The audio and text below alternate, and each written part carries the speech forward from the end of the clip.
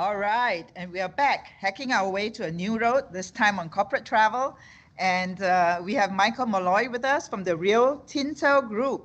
Michael, how are you? Hello, Hoon. You can hear me now. Yeah, oh my gosh, I am. I've never been happier to hear you and listen to you. I'm now going to listen so intently to you, to every word, okay? I I think that I saw somewhere that the number one overused phrase or most hated phrase of 2020 is "you're on mute." I was not on Yes. mute. It was a technical difficulty. All right. Okay. We believe you. We believe you. You are a corporate warrior, a road warrior, but not much in the last few months like us, grounded at home. So let's just go right into it and tell us how the Rio Tinto Group is managing its travel at this moment, right? Because mining is booming. So, trips still need to be made. So how are you managing your travel at this moment? Well, look, I probably won't speak specifically about our company, but I can speak about the industry of which we're a major part. And for mining, it's critical to get people to remote locations in order to keep the activity going.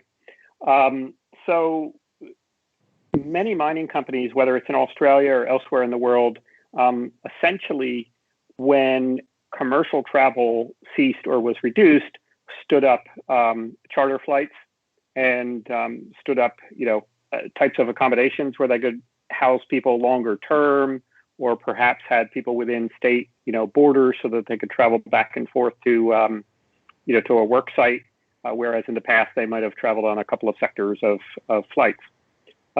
So, in some aspects, the industry is booming in that there is still very vigorous demand.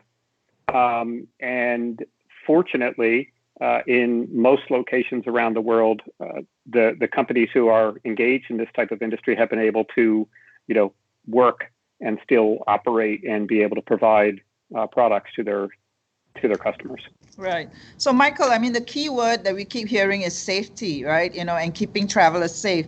So, what technology is helping right now to keep travelers safe in general? So, I just want to share some suggestions from Johnny Thorson, who's speaking later today. And he said, for example, we should be using this time to truly innovate in things like carbon travel budget, cloud-based data lake to feed third-party solutions without relying on GDSs and TMCs. What would you like to see from a customer? What kind of Well, technology would you like to see? look, knowing Johnny, that certainly does sound like him, and I can't even explain exactly what all those things mean. But I think, for us, it's being able to provide the traveler assurance and peace of mind and safety as far as whether it's safe for them to travel where they're going, whether it's by on the airplane, via train, their accommodation.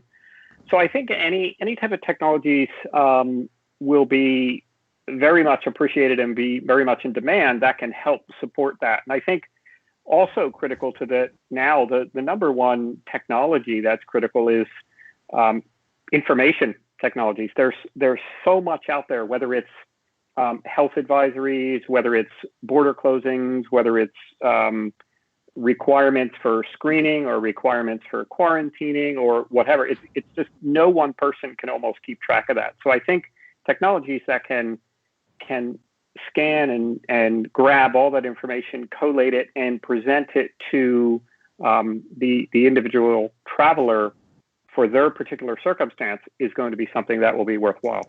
Right. Michael, yesterday we had a panel of investors, right? And basically the investors say for them, travel is a no-go zone for the next 1 or 2 years. But if there was a company that was building product for the future, that could sort of extend beyond COVID, that would still get their interest and their investment. So if you're looking at corporate travel, say 3 to 5 years from now, what is the product that you'd like to see? Not just now, but 3 to 5 years from now. Look, I think it's back to a couple of things. One, information, certainly. There's so much out there, so much created every minute, every second.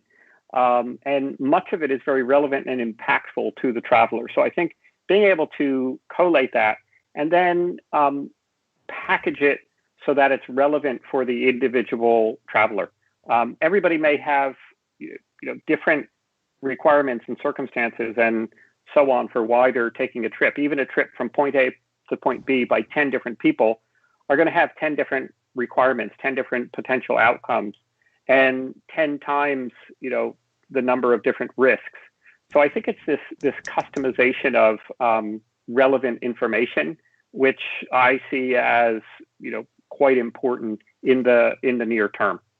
All right. So people are talking like business travel will never be the same again and all that. Are you of that school of thought, or are you saying that things will come back to some normal after this? And we're going to go to the audience as well.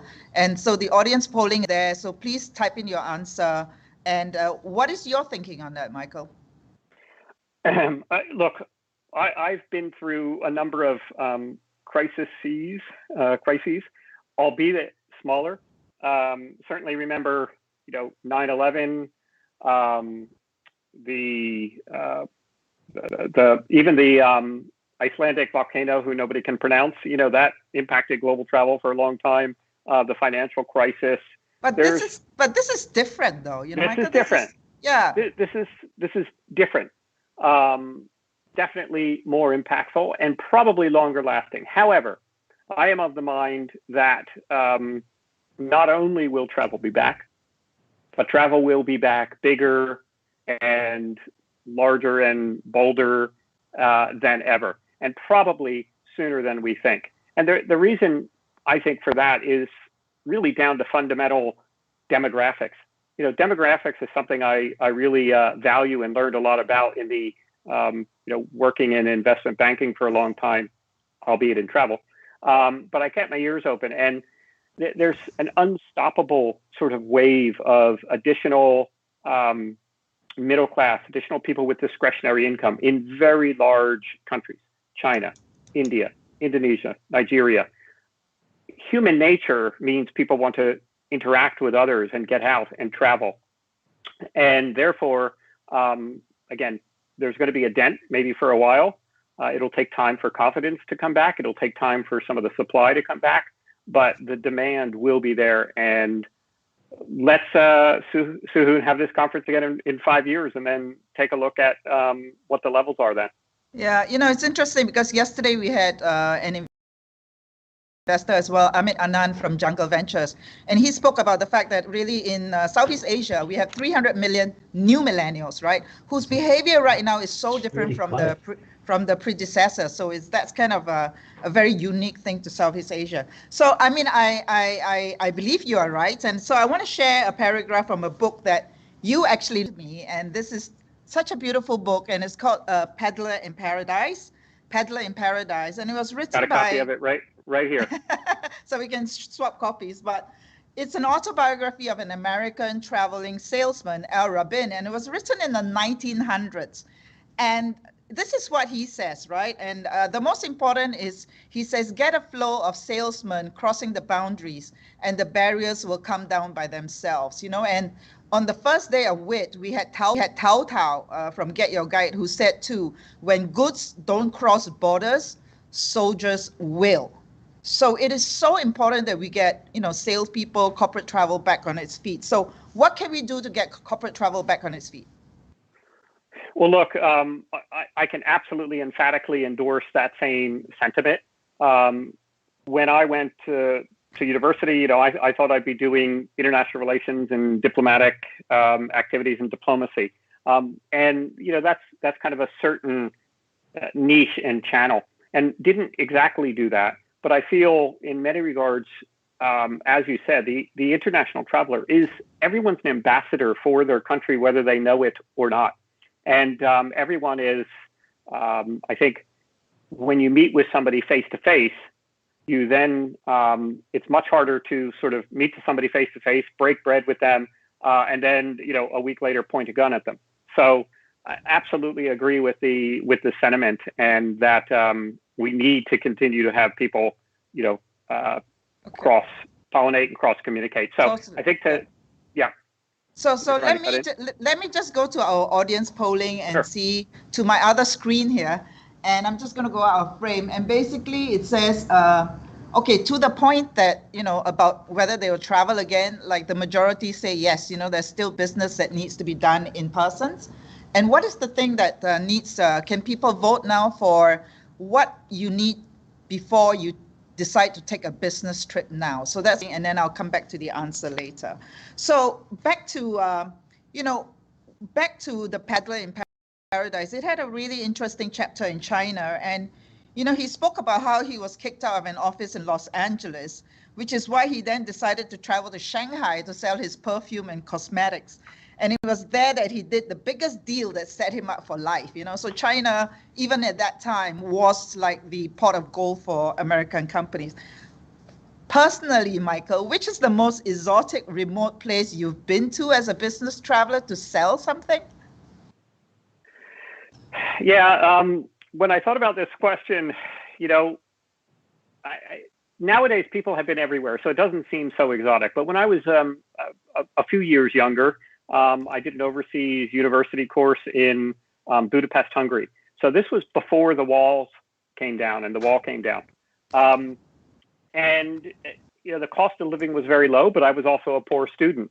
And the way I financed my activities there was essentially by selling.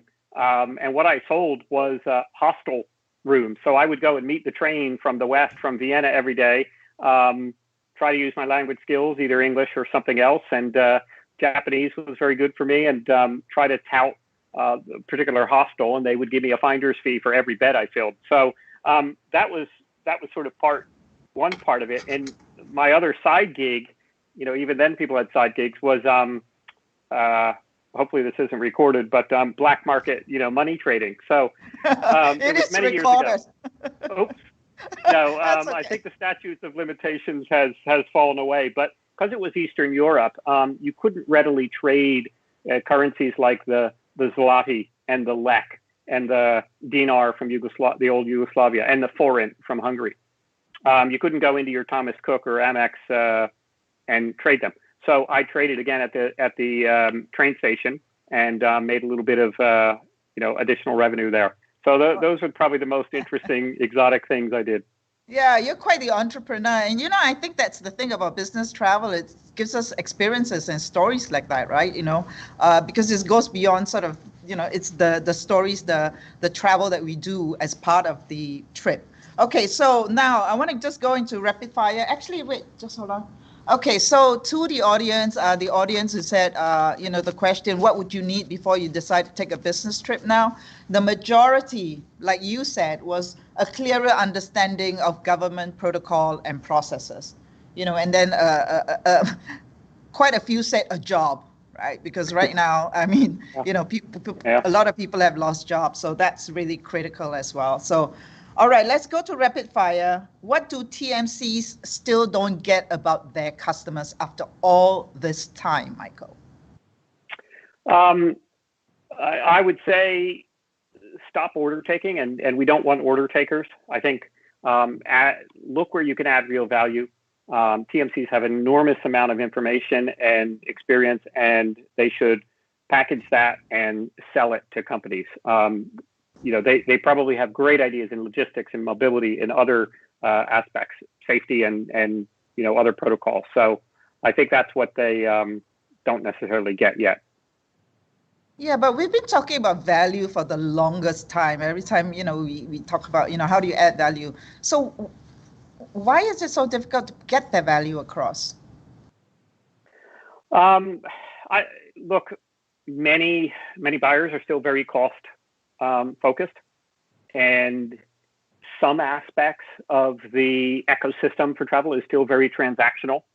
So I think you'll have competing forces there. You'll continue to have this efficiency and the transactional nature of it, but you'll also need probably more strategic and visionary guidance to understand that. I think about back to the ages when there was telephone switchboards, and probably every company had lots of operators, and they would answer the phone for a company and then forward the call and so on. And that's completely done away with. Now, that was a great revenue stream for the telcos and a great employment opportunity for those people. But now many companies will all have telecom sort of advisors, or they'll talk to telecommunication advisors to help set up their telephony and how to do things like that. They don't just kind of take what the supplier gives. So I think TMCs have the opportunity to transition there. You look at a company like IBM until, again, 20 years ago, 15 years ago, we're known for computers, either mainframes or laptops. That was, or your desktop. That was IBM. Now they don't sell any. They're a service company. They do our company, various companies' HR, or they do consulting, or they do finances, or they do accounts payable. Michael, I reckon that COVID is going to get rid of all those opposing forces, because we're all at the bottom together. So I'm going to just finish off what do buyers like yourself still don't get about the travel industry? Well, I have an easy answer. I just say see question number one, the first question you asked me. But look, I think it's that, again, they're also perceived, or what buyers don't see about the travel industry is that it is a transaction, that it's just a drive to the bottom, and you just, it's all about kind of price. And it's the same for everybody. And I don't think that's the case. So I think that's where, buyers will need to become more sophisticated in the future, and you're going to start to probably see more bespoke relationships and hopefully more partnerships in the future.